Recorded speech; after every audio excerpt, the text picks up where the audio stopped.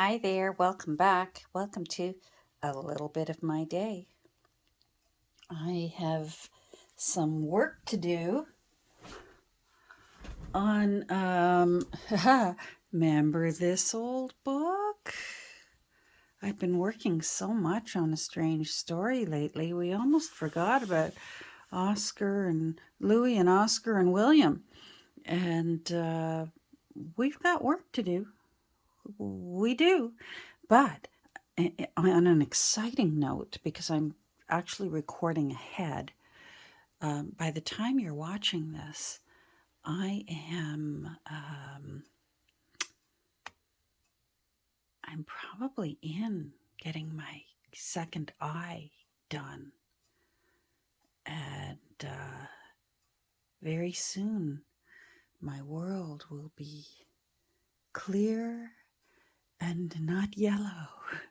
So excited.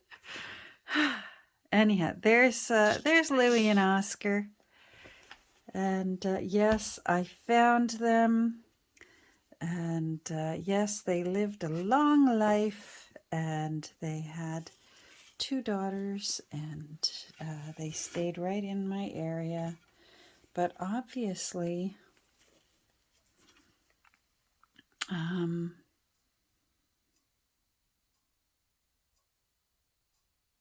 you know what? I'm trying to remember if these are the ones that stayed in my area. No. I did find Louie and Oscar, but it was Ruth Tink that stayed in our area.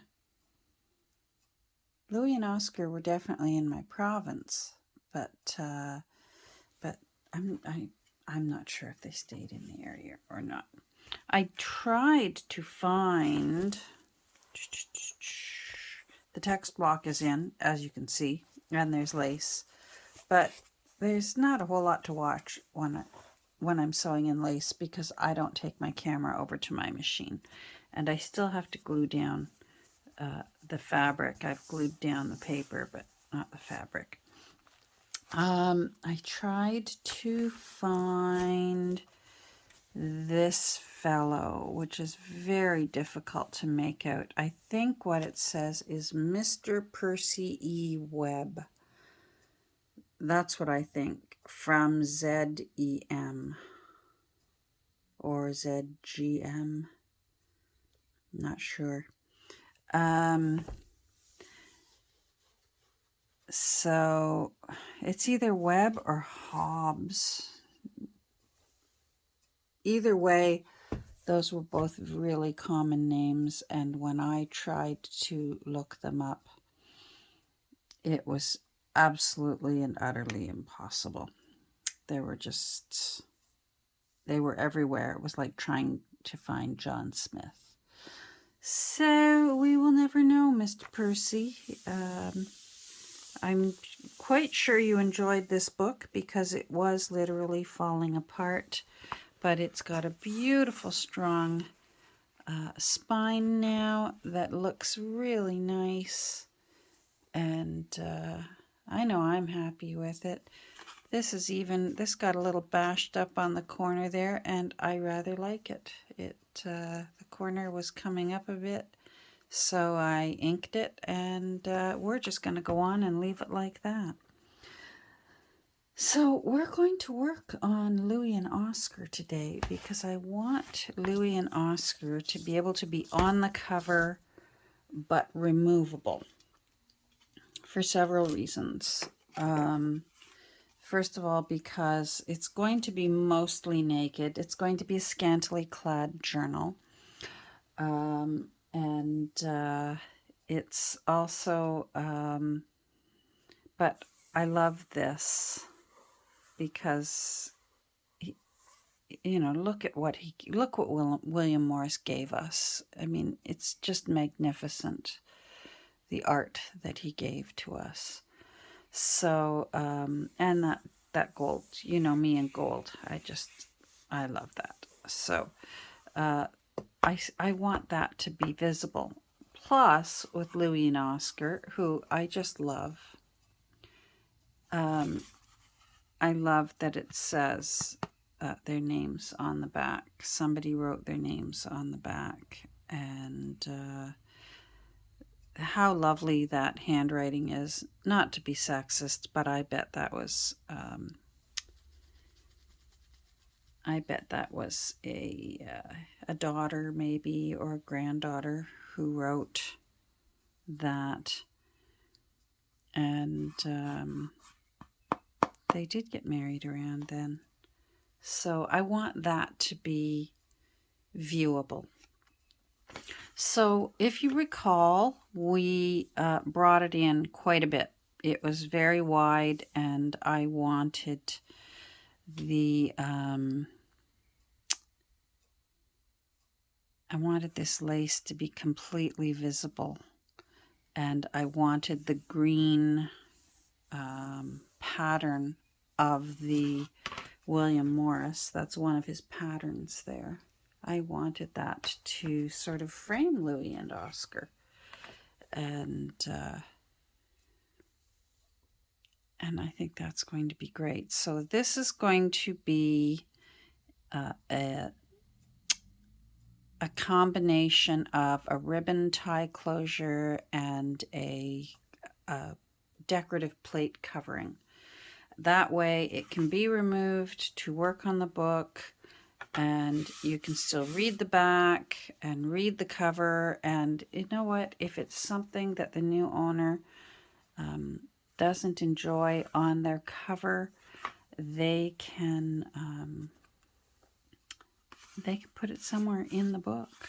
You know, they could put it in here if they don't care about being able to see Louie and Oscar's name written on the back, because I doubt that's Louie or Oscar's handwriting. That's a ballpoint pen. So I doubt that's either of their handwriting. But so it leaves options for the new owner, but I think that's very pretty. And I want to be able to put this rusty journaling plate right here, but that's going to mean a little bit of finagling, because with journaling plates, I really prefer to hold them down with brads, so that I know they're not going anywhere and that they're nice and secure. The trouble with that is, one of our many challenges today is that when we put brads into this, the wings of the brad are going to show on the back here. So we have to come up with a way to camouflage the wings of the brads.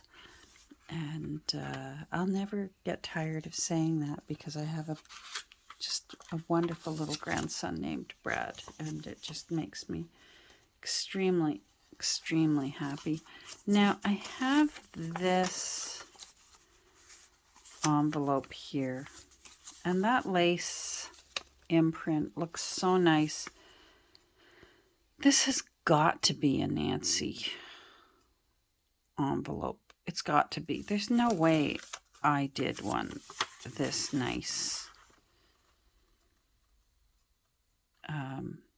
that turned out this nice with a lace imprint, because I botch lace. If you've seen my attempts at lace tea dyeing, it's I think the only thing that I'm worse than stamping at is tea dyeing with lace imprint on my tea dyeing. That I'm even worse than stamping. So I have a feeling Miss Nancy made that envelope for me. She'll know. The woman's got a mind like a steel trap. So what we're going to do is we're going to create, I've measured it out, and this is wide enough, just barely.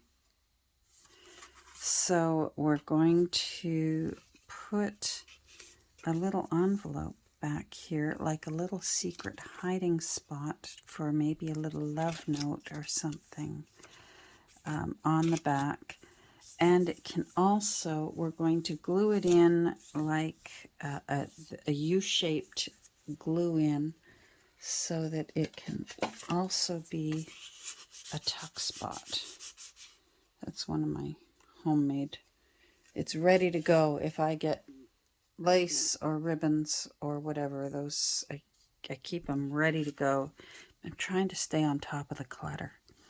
So let's start first with, since it's going to be going in this way, which in a way is a real shame because you're not going to see that pretty little lace pattern, but we'll all know it's there, won't we? But this needs inking these edges around the outside. I'm going to do vintage photo. I find it looks the nicest with, now I just had my brush out.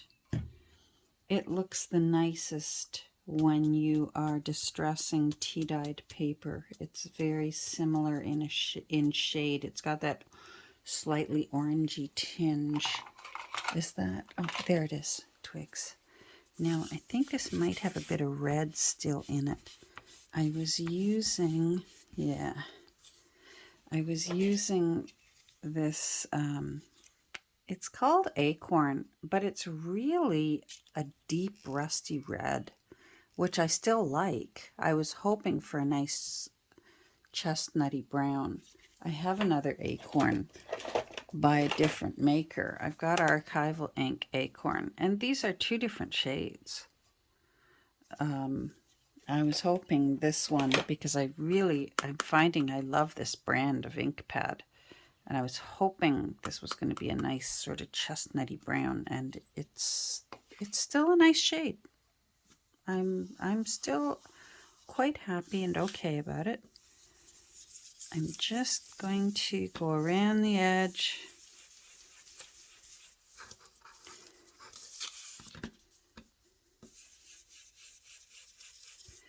and make this look nice and grungy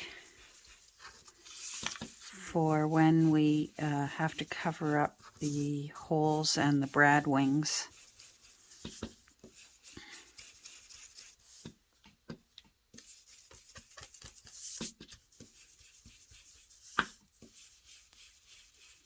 So I hope you're doing well today. I hope I'm doing well today. Because, you know, I won't know until later. I thought I'd get ahead of the game with my videos, just in case. So that looks better, but this side needs doing because we'll be able to open it up.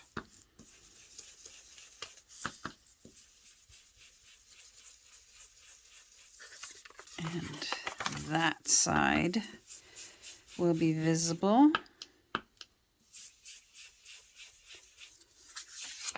And actually that side will be visible. Let's see. So if you're like, oh, no. There, if you're like that, you know what we could do that might be a fun little surprise when you open it, since we're covering up the back. Oh, I'm starting to, this poor little stencil is so delicate, and I've got to stop being so vigorous with it because I'm starting to, I can feel the, I can feel some of the spiky parts sticking up. All right, I'm going to just do this. And that way it will when it gets opened, it'll be, oh, look what's inside. It's pretty. I don't know about you. That kind of little thing. That would make me happy. There, just a little hint. So, those yes, come on. Who wouldn't enjoy that? I wonder if no, I'm going to leave. I was thinking I could do it there, but that's overkill. That's overkill. Now, I'm thinking if it's that old, this envelope shouldn't be so nice. Oh well. I didn't intend on that either. We might have to get out some,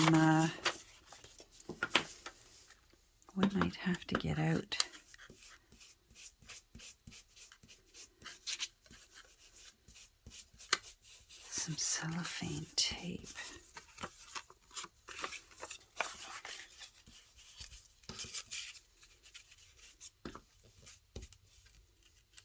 Let's bend it a bit.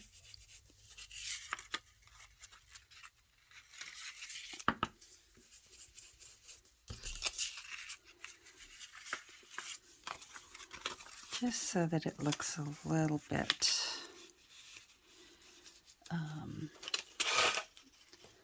grungier than it is.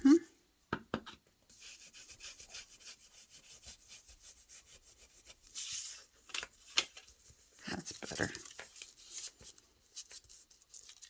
That's better, because maybe it was somewhere else before it got glued sneakily behind that.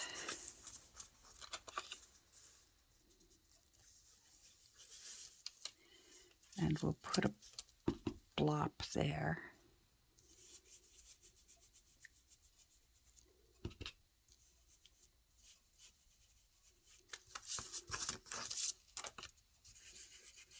Yeah, that looks good. Or maybe a little one down here.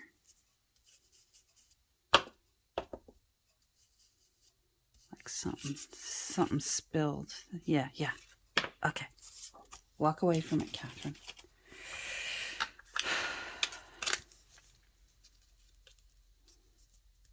Do I have any little pre-made? Trying to see. I have these sheets all over the place. And sometimes I have some pre-made tape still on it.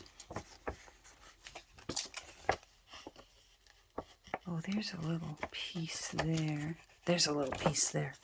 Okay. Let's just do it.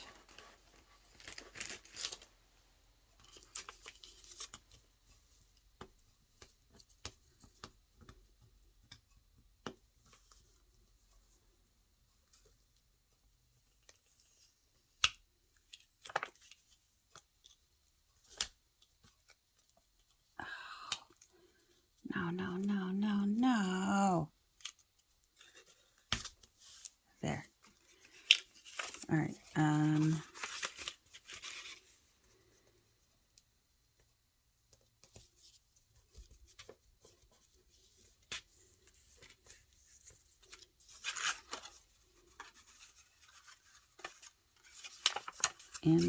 In, close. Yeah, that's good.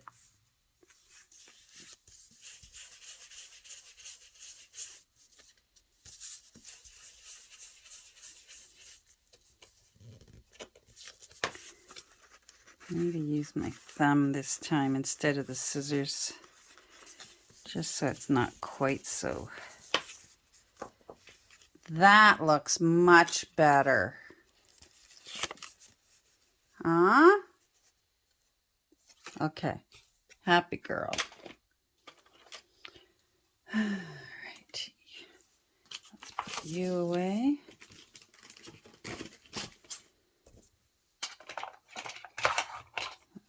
You away.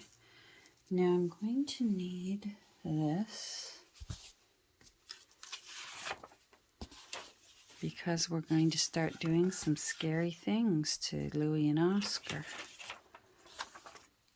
Let's put William out of the way for now. Oh, I know what I need to do. Let's get this all out of the way. Fresh paper.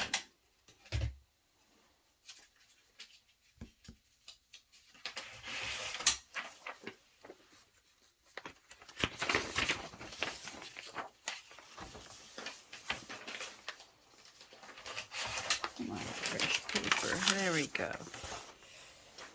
All right. Now, I think I mentioned earlier last week that I'm back to using these bottles rather than refilling the Sugar Bell bottle. But these little ones are harder to squeeze than the big ones. So let's just pour this one. Of course you stuck on there. I still have a whole bunch of these. Walmart, at first I wondered what was going on because they were a ridiculous price at Walmart. Might have been 2 years ago now.